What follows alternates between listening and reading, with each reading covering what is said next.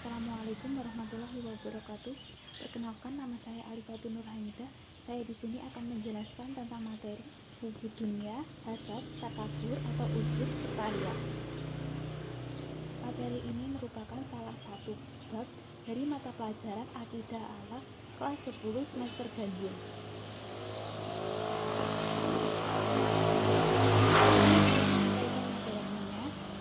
Terlebih dahulu saya akan menjelaskan tentang kompetensi inti. Yang pertama yaitu menghayati mengamalkan ajaran agama yang dianutnya. Yang kedua yaitu menghayati mengamalkan perilaku jujur, disiplin, tanggung jawab, santun, dan selalu mencari solusi dari berbagai masalah dalam berinteraksi secara efektif dan dengan lingkungan sosial. Yang ketiga yaitu memahami, menerapkan, menganalisis pengetahuan aktual, konseptual, serta menetapkan pengetahuan pada bidang kajian yang sesuai dengan bakat dan minat. Yang keempat yaitu mengolah, menalar dalam ranah konkret terkait dengan pengembangan yang dipelajari di sekolah. Selanjutnya saya akan menjelaskan tentang kompetensi dasar materi ini. Yang pertama yaitu menunjukkan sikap penolakan terhadap akhlak tercela seperti hubud dunya, hasad, takabur atau ujub, dan riya. Yang kedua yaitu menghindarkan diri dari sikap-sikap tercela seperti hubud dunya, hasad, takabur atau ujub serta riya. Yang ketiga yaitu menganalisis induk-induk sikap tercela seperti hubud dunya, hasad, takabur atau ujub serta riya. Yang keempat yaitu menunjukkan contoh-contoh sikap tercela seperti hubud dunya, hasad, takabur atau ujub serta riya. Kemudian saya akan menjelaskan tentang indikator pembelajaran ini. Yang pertama yaitu menjelaskan pengertian tentang hubud dunya, hasad, takabur atau ujub serta riya. Yang kedua yaitu menyebutkan dalil yang melarang tentang bersikap hubud dunya, hasad, takabur atau ujub dan riya.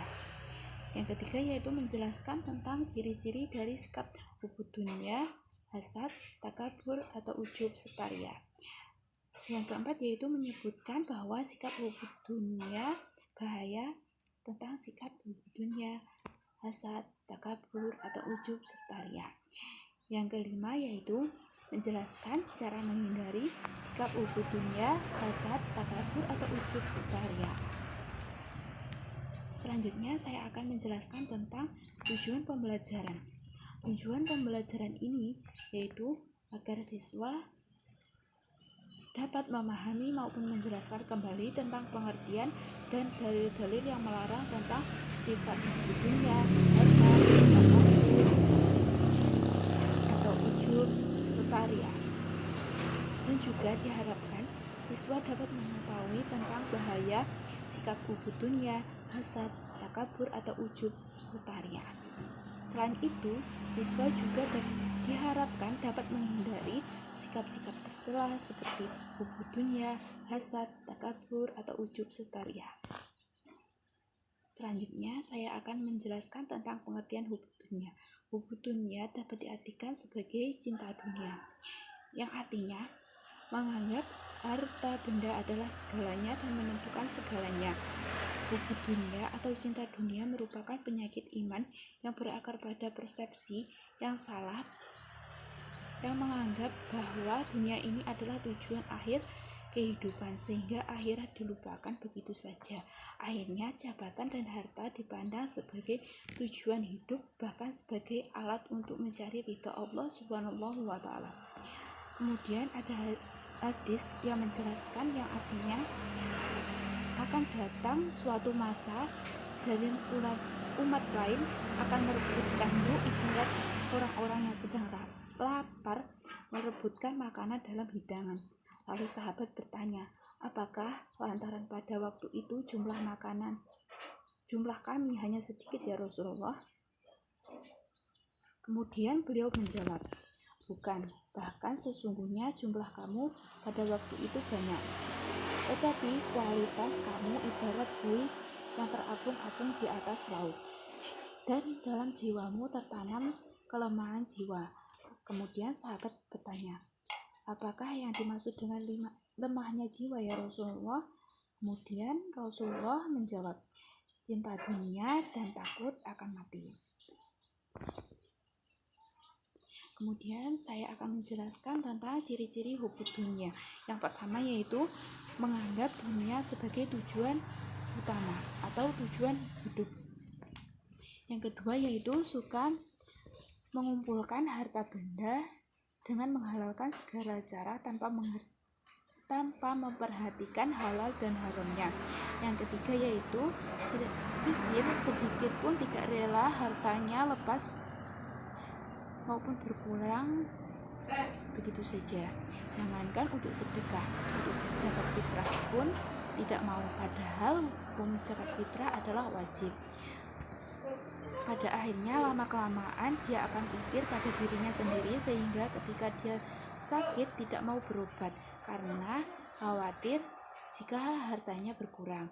Sedekah rakus serta tamak, dia tidak puas pada hartanya yang sudah dimilikinya, sehingga dia akan menambah hartanya. Kemudian ciri yang selanjutnya yaitu tidak mensyukuri nikmat yang sedikit, karena dia selalu menginginkan nikmat yang banyak dan berlimpah. Dan jika sudah mendapatkan nikmat yang berlimpah, dia juga tidak mau mensyukuri nikmat tersebut. Kemudian saya akan menjelaskan tentang bahaya hubud dunia. Yang pertama yaitu hubud dunia atau cinta dunia akan membuat kita lalai kepada Allah, misalnya lalai terhadap sholat, puasa, maupun sedekah. Yang kedua yaitu jika hati seseorang telah dikuasai oleh iblis, maka akan menjadi lemah dan iblis akan membolak-balikkan hati seperti anak kecil yang mempermainkan bola. Karena orang yang tidak akan sadar kecuali ketika dia sudah berada di dalam kubur. Yang ketiga yaitu cinta dunia merupakan sumber dari segala kesalahan, karena cinta dunia mengakibatkan orang akan bersikap rakus, tamak, bangga, pamer terhadap apa yang dimilikinya. Orang yang cinta dunia akan sibuk mengurus hartanya dan terus berusaha untuk menambah hartanya sehingga dia lalai untuk zikir kepada Allah. Yang keempat yaitu hubud dunia akan menjadikan seseorang bersikap sombong, dengki, serakah, bahkan dia bisa berbuat keji untuk mendapatkan apa yang dia inginkan, seperti membunuh. Selanjutnya saya akan menjelaskan tentang cara menghindari hubud dunia. Yang pertama yaitu mengingat bahwa hidup di dunia hanyalah sementara. 2. Memperbanyak ingat mati. 3. Meyakini dan menyadari bahwa setiap tindakan kita direkam oleh anggota tubuh kita, sehingga nanti akan dimintai pertanggungjawaban oleh Allah Subhanahu wa Ta'ala. Keempat yaitu menerapkan sikap qanaah, yaitu merasa cukup atas apa yang dimilikinya. Kelima yaitu selalu berzikir kepada Allah. Yang selanjutnya yaitu meyakini bahwa hidup di dunia dan seisinya adalah amanah dari Allah dan akan dipertanggungjawabkan kepada Allah. Selanjutnya yaitu menguatkan iman dan meyakini bahwa Allah selalu mengawasi kita. Selanjutnya saya akan menjelaskan tentang pengertian hasad. Hasad berarti dengki. Hasad adalah sikap atau perbuatan yang mencerminkan rasa amarah atau tidak suka karena iri. Orang yang bersikap hasad menginginkan kenikmatan yang diberi oleh orang lain, dan dia mengharapkan supaya kenikmatan tersebut berpindah kepadanya. Orang yang memiliki sifat hasad tidak suka jika orang lain menyayangi kebaikan, baik dalam hal materi maupun prestasinya. Adapun bahaya sikap hasad yaitu 1. Sikap hasad merupakan sifat buruk dan akan merusak amal kebaikan seseorang. Hasad akan merusak tatanan masyarakat di mana hasad akan merusak keharmonisan hubungan bermasyarakat. Yang ketiga, orang yang memiliki sikap hasad tidak akan pernah merasa bahagia karena hatinya selalu gelisah jika orang lain memperoleh kebahagiaan. Yang keempat, sikap hasad akan mengarahkan pada perbuatan maksiat karena seseorang yang memiliki sikap hasad pasti akan melakukan ghibah dan perbuatan dusta. Yang kelima yaitu sikap hasad akan mengarahkan pada fisik. Misalnya, orang yang bersikap hasad ingin mencelakai bahkan membunuh orang lain. Selanjutnya, dia merasa sombong atas apa yang dimilikinya. Sikap hasad, orang yang memiliki sikap hasad juga akan masuk dalam neraka karena dia sudah menyakiti hati orang lain. Bahaya yang selanjutnya adalah membuat hati menjadi mati. Karena orang yang memiliki sikap hasad akan tidak memahami hukum dan ketentuan Allah. Yang selanjutnya membuat dirinya hina di hadapan Allah maupun di hadapan sesama manusia. Selanjutnya yaitu cara mengobati penyakit hasad. Yang satu, menanamkan kesadaran bahwa sikap hasad akan membuat seseorang menderita. Kedua, menumbuhkan kesadaran bahwa akibat dari hasad itu adalah permusuhan. Permusuhan akan membawa malapetaka. Yang ketiga yaitu kita sesama umat Islam harus saling mengingatkan dan menasihati.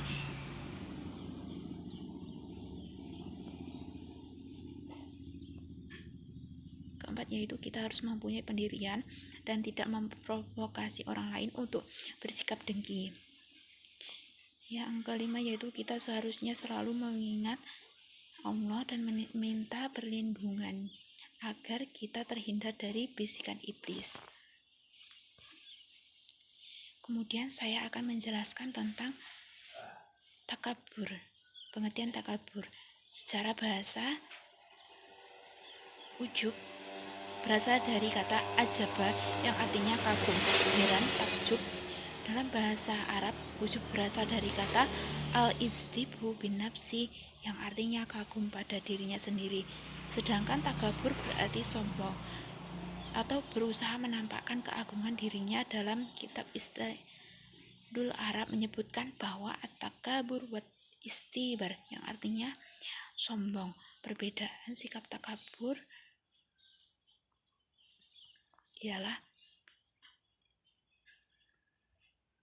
perbedaan sikap takabur dan ujub. Jika orang yang bersikap takabur akan mengagungkan dirinya atas melebihi kapasitasnya, sedangkan orang yang memiliki sikap ujub akan memandang dirinya memiliki banyak kelebihan sehingga tidak perlu menambah pengetahuannya lagi. Selanjutnya saya akan menjelaskan tentang penyebab sikap takabur atau ujub. Yang pertama yaitu ujub dan takabur karena kelemahan fisik. Misalnya, dia merasa lebih hebat, lebih tampan, atau lebih cantik, lebih kuat daripada orang lain. Yang kedua, ujub dan takabur karena kekuatan fisik dalam melawan musuh. Misalnya, dia takabur bahwa tidak akan ada orang yang dapat mengalahkannya. Ketiga, ujub dan takabur karena ilmunya, akal dan juga kecerdikannya dalam memahami ilmu-ilmu agama dan juga urusan-urusan dunia. Yang keempat, ujub dan takabur karena keturunannya, artinya dia menyombongkan dirinya.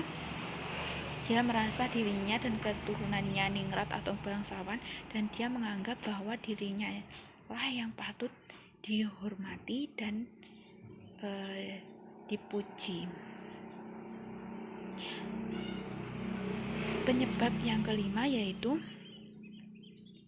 ujub dan takabur karena banyaknya anaknya yang dapat diandalkan atau banyak keluarganya yang sukses. Selanjutnya yaitu ujub dan takabur karena hartanya yang berlimpah ruah. Selanjutnya saya akan menjelaskan tentang bahaya takabur atau ujub. Yang pertama, ujub akan menyebabkan timbulnya rasa sombong. Kedua, bila seseorang sudah memiliki sikap takabur dan ujub, dia akan lupa pada bahaya sikap ujub dan takabur. Ketiga, ujub dan takabur akan membuat seseorang kurang sadar terhadap kedudukan dirinya dan dia akan memuji dirinya sendiri. 4. Seseorang yang memiliki sikap ujub dan takabur tidak mau belajar pada orang lain karena dia merasa lebih pandai daripada orang lain. Kelima, orang yang memiliki sikap ujub dan takabur apabila gagal dalam berusaha, maka dia akan melempar kesalahannya pada orang lain. Selanjutnya, saya akan menjelaskan tentang cara menghindari sikap takabur atau ujub. Yang pertama, kita harus memiliki sikap percaya diri, tetapi kita juga harus selalu ingat bahwa setiap manusia pasti memiliki kelebihan dan kekurangannya masing-masing. Kedua, kita harus selalu sabar dan selalu mengingat bahwa Allah tidak menyukai orang yang sombong. Ketiga, kita harus sadar bahwa ilmu yang kita miliki sangat sedikit dibandingkan dengan ilmu yang dimiliki oleh Allah. Keempat, kita harus sadar bahwa fisik yang gagah, wajah yang rupawan merupakan anugerah dari Allah yang sifatnya sementara. Yang kelima, kita harus ingat bahwa harta yang kita miliki adalah titipan dari Allah yang harus kita jaga dan kita pergunakan di jalan yang benar. Kemudian saya akan menjelaskan tentang pengertian riya. Riya merupakan mengerjakan sesuatu perbuatan atau ibadah untuk mendapatkan pujian dari orang lain, bukan karena niat karena Allah. Orang yang memiliki sikap riya tidak ikhlas dalam beramal. Dia senantiasa pamer dan ingin mencari perhatian orang lain agar dipuji maupun disanjung. Kemudian saya akan menjelaskan tentang bentuk riya. Yang pertama, bentuk riya ada dua, yaitu riya 1, riya dalam niat, maksudnya beramal dengan niat dan tujuan selain mencari ridha Allah. Ada hadis yang menjelaskan bahwa yang berbunyi Bismillahirrahmanirrahim, innamal a'malu binniyat, yang artinya segala sesuatu tergantung pada niatnya. Jika niatnya baik, maka akan diterima dan menjadi catatan amal yang baik. Jika niatnya hanya untuk dipuji, maka Allah tidak menyukainya. Selanjutnya, yang kedua yaitu riya dalam perbuatan. Artinya, ketika beramal dia mengharapkan mendapat pujian dan perhatian dari orang lain.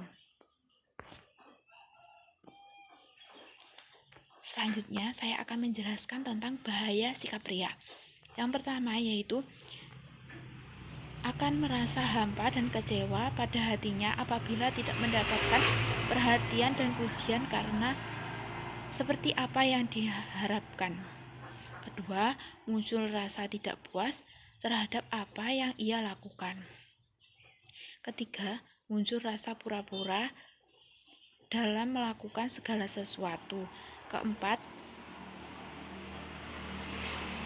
menimbulkan pertengkaran apabila ia mengungkit-ungkit amalnya terhadap orang lain.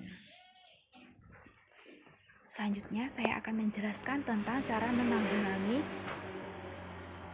penyakit riya. Yang pertama yaitu memfokuskan niat ibadah hanya kepada Allah. Yang kedua, hindari sikap suka memamerkan segala sesuatu yang kita punya. Karena pada hakikatnya segala sesuatu yang kita punya adalah milik Allah dan akan kembali kepada Allah. Ketiga, tidak menimbulkan kecemburuan sosial bagi orang lain. Keempat, saling menasihati dan mengingatkan jika ada yang berbuat riya. Kelima, membiasakan diri selalu bersyukur kepada Allah Subhanahu wa Ta'ala. Keenam, melakukan ibadah dengan khusyuk, baik di tempat sembunyi maupun di tempat yang ramai. Ketujuh, senantiasa selalu bersyukur dan berzikir kepada Allah dan selalu meminta perlindungan pada Allah agar kita dijauhkan dari sikap riya maupun sum'ah. Baik, cukup sekian penyampaian materi dari saya, semoga bermanfaat. Wassalamualaikum warahmatullahi wabarakatuh.